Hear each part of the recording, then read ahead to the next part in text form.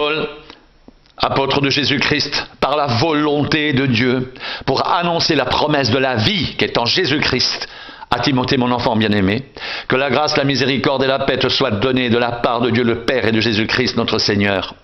Je rends grâce à Dieu que mes ancêtres ont servi et que je sers avec une conscience pure. De ce que nuit et jour, je me souviens continuellement de toi dans mes prières, me rappelant tes larmes et désirant te voir afin d'être rempli de joie, gardant le souvenir de la foi sincère qui est en toi, qui habita d'abord dans ton aïeul Loïs et dans ta mère Eunice, et qui, j'en suis persuadé, habite aussi en toi. C'est pourquoi je t'exhorte à ranimer la flamme du don que tu as reçu par l'imposition de mes mains, car ce n'est pas un esprit de timidité que Dieu nous a donné, au contraire, son esprit nous remplit de force, d'amour et de sagesse. N'aie donc point honte du témoignage à rendre à notre Seigneur, ni de moi, son prisonnier, mais souffre avec moi pour l'Évangile, par la puissance de Dieu. Il nous a sauvés et il nous a adressé une sainte vocation, non à cause de nos œuvres, mais selon son propre dessein et selon la grâce qui nous a été donnée en Jésus-Christ avant les temps éternels et qui a été manifestée maintenant par la venue de notre Sauveur Jésus-Christ, qui a réduit la mort à l'impuissance et a mis en évidence la vie et l'immortalité par l'Évangile. C'est pour cet Évangile que j'ai été établi prédicateur et apôtre, chargé d'instruire les païens, et c'est à cause de cela que je souffre ces choses, mais je n'en ai point honte, car je sais en qui j'ai cru, et je suis persuadé qu'il a la puissance de garder mon dépôt jusqu'à ce jour-là. Retiens dans la foi et dans l'amour qu'est en Jésus-Christ le modèle des saines paroles que tu as reçues de moi. Garde le bon dépôt par le Saint-Esprit qui habite en nous. Tu sais que tous ceux qui sont en Asie m'ont abandonné, entre autres Phygèle et Hermogène. Que le Seigneur répande sa miséricorde sur la maison d'Onésiphore, car il m'a souvent consolé, et il n'a pas eu honte de mes chaînes. Au contraire, lorsqu'il est venu à Rome, il m'a cherché avec beaucoup d'empressement, et il m'a trouvé. Que le Seigneur lui donne d'obtenir miséricorde auprès du Seigneur en ce jour-là. Tu sais mieux que personne combien de services il m'a rendu à Éphèse. Toi donc, mon enfant, fortifie-toi dans la grâce qui est en Jésus-Christ. Et ce que tu as entendu de moi en présence de beaucoup de témoins, confie-le à des hommes fidèles qui soient capables de l'enseigner aussi à d'autres. Souffre avec moi comme un bon soldat de Jésus-Christ. Il n'est pas de soldat qui s'embarrasse des affaires de la vie s'il veut plaire à celui qui l'a enrôlé, et l'athlète n'est pas couronné s'il n'a pas combattu suivant les règles. Le laboureur qui peine doit être le premier à recueillir les fruits. Comprends ce que je dis, car le Seigneur te donnera de l'intelligence en toutes choses.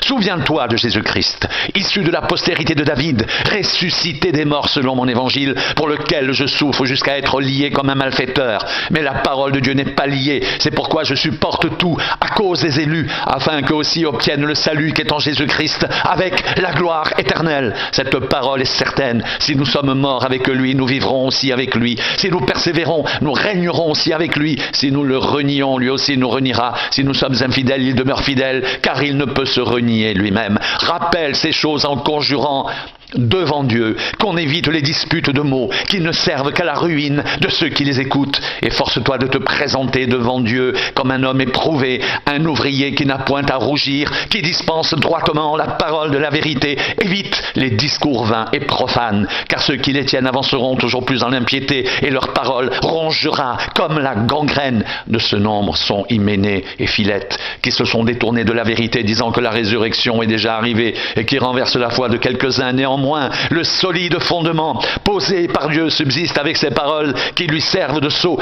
Le Seigneur connaît ceux qui lui appartiennent, et quiconque prononce le nom du Seigneur, qu'il s'éloigne de l'iniquité. Dans une grande maison, il n'y a pas seulement des vases d'or et d'argent, mais il y a aussi des vases de bois et de terre. Les uns sont des vases d'honneur, les autres d'un usage vil. Si donc quelqu'un se conserve pur en s'abstenant de ces choses, il sera un vase d'honneur sanctifié, utile à son maître, propre à toute bonne œuvre. Fuis les passions de la jeunesse et recherche la justice, la foi, l'amour, la paix avec ceux qui invoquent le Seigneur d'un cœur pur. Repousse les discussions folles et inutiles, sachant qu'elles font naître des querelles. Or, il ne faut pas qu'un serviteur du Seigneur ait des querelles. Il doit au contraire être affable pour tous, propre à enseigner, doué de patience. Il doit redresser avec douceur les adversaires dans l'espérance que Dieu leur donnera la repentance pour arriver à la connaissance de la vérité, et que revenus à leur bon sens, ils se dégageront des pièges du diable qui s'est emparé d'eux pour les soumettre à sa volonté. Sache que dans les derniers jours, il y aura des temps difficiles, car les hommes seront égoïstes, amis de l'argent, fanfarons, hautains, blasphémateurs, rebelles à leurs parents, ingrats, irreligieux, insensibles, déloyaux, calomniateurs, intempérants, cruels, ennemis des gens de bien, traîtres, emportés, enflés d'orgueil, aimant le plaisir plus que Dieu, ayant l'apparence de la piété, mais reniant ceux qui ont fait la force.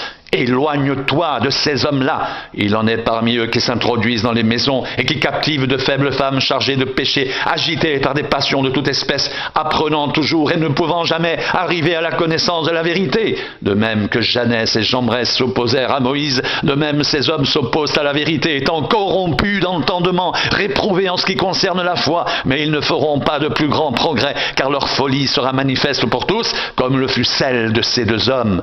Pour toi, tu as suivi de près mon enseignement, ma conduite, mes projets, ma foi, ma douceur, mon amour, ma constance, mes persécutions, mes souffrances. À quelle souffrance n'ai-je pas été exposé à Antioche, à Icône, à Lystre? Quelle persécution n'ai-je pas supporté? Et le Seigneur m'a délivré de toutes. Or, tous ceux qui veulent vivre pieusement en Jésus-Christ seront persécutés, mais les hommes méchants et imposteurs avanceront toujours plus dans le mal, égarant les autres et égarés eux-mêmes. Toi, demeure dans les choses que tu as apprises et reconnues certaines, sachant de qui tu les as apprises dès ton enfance. Tu connais les saintes lettres qui peuvent te rendre sage à salut par la foi en Jésus-Christ. Toute écriture est inspirée de Dieu et utile pour enseigner, pour convaincre, pour corriger, pour instruire dans la justice, afin que l'homme de Dieu soit accompli et propre à toute bonne œuvre. Je t'en conjure devant Dieu et devant Jésus-Christ, qui doit juger les vivants et les morts, et au nom de son avènement et de son royaume, prêche la parole, insiste en toute occasion, favorable ou non, reprend, censure, exhorte, avec toute douceur et en instruisant, car il viendra un temps où les hommes ne supporteront pas la saine doctrine, mais ayant la démangeaison d'entendre des choses agréables, ils se donneront une foule de docteurs selon leurs propres désirs, détourneront l'oreille de la vérité, se tourneront vers les fables. Mais toi, sois sobre en toutes choses, supporte les souffrances, fais l'œuvre d'un évangéliste, remplis bien ton ministère, car pour moi, je sers déjà de libation, et le moment de mon départ approche. J'ai combattu le bon combat. J'ai achevé la course, j'ai gardé la foi. Désormais la couronne de justice m'est réservée. Le Seigneur, le juste juge, me la donnera dans ce jour-là, et non seulement à moi, mais encore à tous ceux qui auront aimé son avènement. Viens au plus tôt vers moi, car Démas m'a abandonné par amour pour le siècle présent. Et il est parti pour Thessalonique. Crescens s'est allé en Galatie, Tite en Dalmatie, Luc seul est avec moi. Prends Marc et amène-le avec toi, car il m'est utile pour le ministère. J'ai envoyé Tychique à Éphèse. Quand tu viendras, apporte le manteau que j'ai laissé à Troas chez Carpus et les livres, surtout les parchemins. Alexandre, le forgeron, m'a fait beaucoup de mal. Le Seigneur lui rendra selon ses œuvres.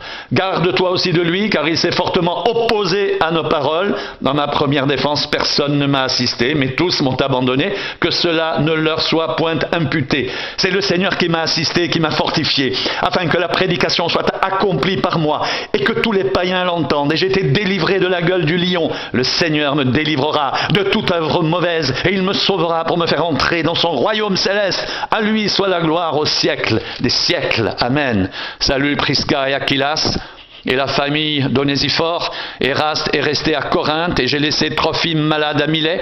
Tâche de venir avant l'hiver. Eubulus, Pudens, Linus, Claudia et tous les frères te saluent. Que le Seigneur soit avec ton esprit, que la grâce soit avec vous.